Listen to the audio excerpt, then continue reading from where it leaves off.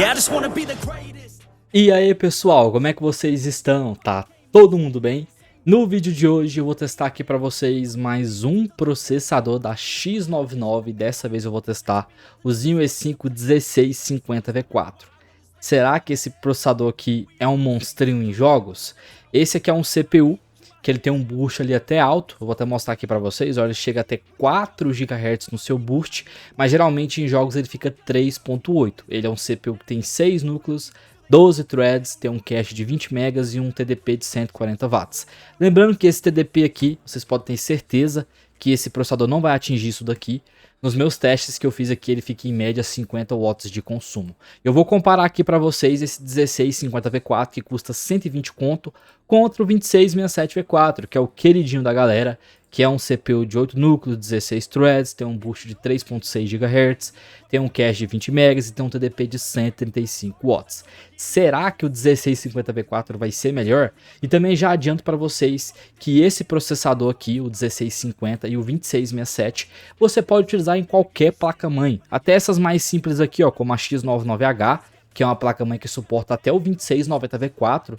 Eu já testei essa placa-mãe no canal e ficou muito bacana com um CPU de 14 núcleos. Então o 1650V4, o 2667V4 não vai nem fazer cosca na placa, tá? Então vocês podem pegar sem medo para utilizar em placa-mãe simples. E vamos ver como é que esse processador vai se sair em relação a comparativo em jogos. Eu também vou deixar aqui para vocês um benchmark no CPU-Z com o benchmark do 1650 e do 2667V4. Também vou deixar para vocês o benchmark de memory cache, para vocês poderem ver se existe alguma diferença entre os dois processadores. Lembrando que um é 6 núcleos e o outro é 8 núcleos. Agora eu vou passar aqui para vocês a configuração que eu vou utilizar aqui com o Zen E5 1650V4, que é um CPU de 6 núcleos, 12 threads, ele tem um boost até 4 GHz, porém ele vai trabalhar aqui até 3.8 GHz, porque esse processador não faz overclock e ele também não faz unlock, igual qualquer outro V4 aí, e ele tem um TDP de 140 watts, e o seu cache é de 15 megas. Placa-mãe eu vou utilizar uma F8, mas você pode ter certeza que qualquer placa-mãe X99 pode ser a mais simples possível, vai funcionar o 1650V4 com tranquilidade, porque ele é um CPU que não consome tanto e vocês vão ver aí na hora dos comparativos em jogos. E também eu vou utilizar aqui em quadri-channel, são 4 pentes de 8 GB, totalizando 32 GB em quad a 2400 MHz, essa é a frequência máxima que esse 1650V4 trabalha na DDR4. E a placa de vídeo que eu vou utilizar nos comparativos e testes vai ser uma RX 6800 XT.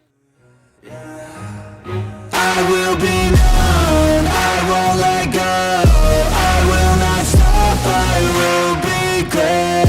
I will be known, I won't let go, I will not stop, I will be great. 'Cause we came here to conquer, like we're monsters. We can last much longer, we do this for honor. We came here to conquer, like we're monsters. And we can last much longer. I am a hunter, I've been filled with demons and hunger. I am the thunder, I command the masses in numbers. Look at the fear in their eyes, this is what happens when you are surprised. It's time to meet your demise, just call me Zeus and look to the sky.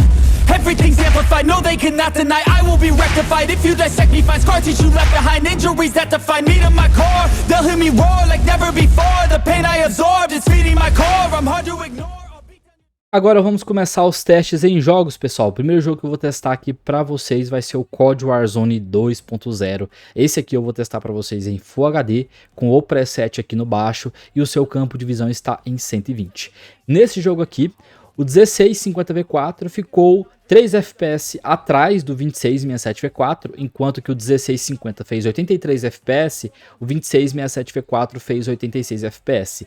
Em relação ao consumo dos dois, ficou bem parecido, só que o 1650V4, por conter 2 núcleos a menos, ele fica mais frio, ele fica ali 45, 50 graus, já o 2667V4 fica 50 a 55 graus. Tem uma diferença aí por conta dele ter 2 núcleos a menos.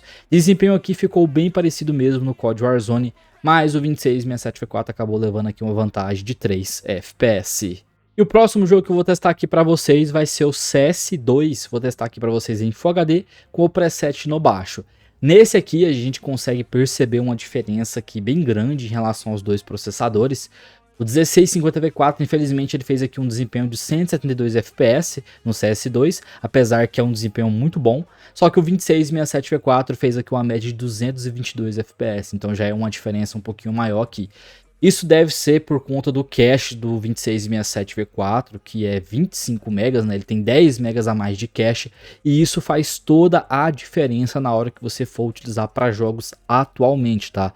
E também o 2667V4 tem um clock equilibrado ali a 3.5, então por isso que torna ele um processador muito interessante para jogos. Mas mesmo assim, o 1650V4 entregou um desempenho muito bom, consumo também ficou ali parecido na casa dos 45 watts, e a temperatura do 1650V4 ficou bem baixa ali na casa dos 44 graus. E o próximo jogo que eu vou testar aqui para vocês, pessoal, vai ser o Cyberpunk 2077. Vou testar aqui para vocês em Full HD com o preset no baixo e algumas coisas ali no médio. Nesse jogo aqui também teve diferença para o 2667V4. Infelizmente o 1650V4 ficou um pouquinho atrás, ele fez aqui uma média de 98 FPS. Já o 2667V4 fez uma média aqui de 115 FPS. Mas mesmo assim eu tô gostando do desempenho do 1650V4, porque eu imaginava que ele iria consumir bastante, mas ele consome bem pouco, ele consome até menos do que o 2667, só que obviamente também tem a diferença de desempenho, só que a gente também tem que considerar o preço de cada um, né? Enquanto que o 1650 custa em média R$120, o 2667V4 custa em média R$250, então meio que seria obrigação do 2667V4 entregar mais desempenho, tá? Consumo ficou muito bom, temperatura também dos dois processadores estão muito boas, abaixo ali de 50 graus para o 1650 e ali na casa dos 55 graus para o 2667V4. E o próximo jogo que a gente vai testar aqui para vocês, pessoal, vai ser o Forza Horizon 5. Vou testar em Full HD com o preset aqui no baixo e algumas coisas aqui no médio. Nesse jogo aqui, o 1650V4 fez 158 FPS, já o 2667V4 fez 167 FPS. Geralmente, o 2667V4 está entregando aqui na média de 10 FPS a mais nos jogos que eu testei para vocês, beleza? Só no CS2 que teve uma diferença ali um pouco maior ali na casa dos 50 FPS mais ou menos de diferença. Temperatura ficou muito boa, abaixo de 50 graus no 1650. Você pode utilizar um cooler de 4 heat pipes que fica muito top nesses processadores. O 2667V4 ficou na casa dos seus 55 graus. Consumo do 1650 e do 2667V4 ficou parecido aqui no jogo Forza Horizon 5. E pra gente finalizar aqui, pessoal, o último jogo que eu vou testar pra vocês vai ser o God of War. Vou testar aqui pra vocês em Full HD com o preset no baixo. Nesse jogo aqui também teve a diferença aí pro 2667V4. O 1650V4 fez 99 FPS, já o 2667V4 fez 110 FPS.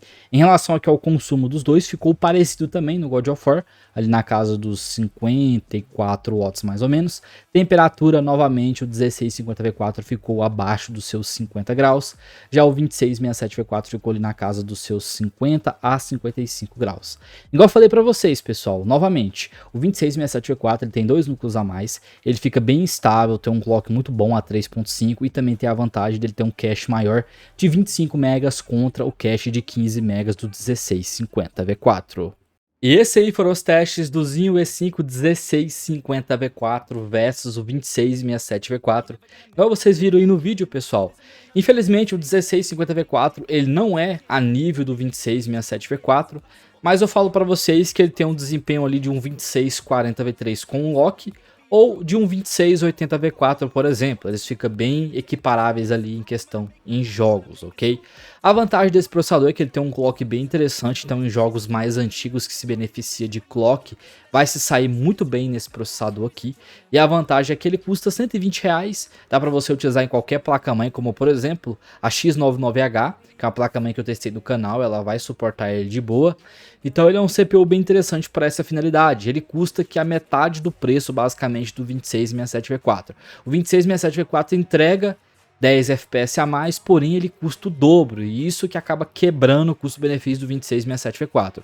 Aí na minha opinião, se vocês forem pegar um CPU que tem um desempenho bom em jogos, eu partiria para o 2690V4, que geralmente fica na faixa dos R$170 mais ou menos. Ou você também pode optar Caso você queira pegar um CPU com bastante núcleos, você pode pegar o 2680V4, que fica em média R$80 no AliExpress, tá? Então é uma boa opção que dá para usar também na X99H. Mas é um bom CPU, gostei do seu desempenho, tem um clock bastante alto. Se você jogar jogos mais antigos, provavelmente ele vai até se sair melhor do que processadores aí como o 2667V4, que gosta de utilizar bastante o clock do processador. É um CPU interessante que consome bem pouco, ele fica ali a mesma média do 2667V4 em questão de consumo. Então é um CPU que, na minha opinião, tá com preço aceitável e valeria a pena se você quiser comprar um processador X99V4 que tenha um clock ali a 3.8 GHz, por exemplo. Então é isso aí, pessoal. Espero que vocês tenham gostado aqui desse vídeo. Qualquer dúvida, comente nos comentários que eu estarei respondendo o mais breve possível.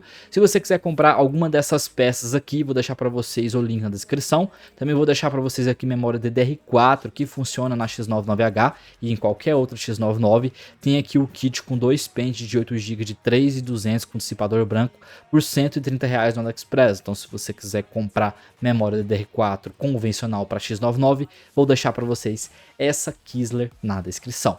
Então é isso aí, fique com Deus, falou, fui e até o próximo vídeo.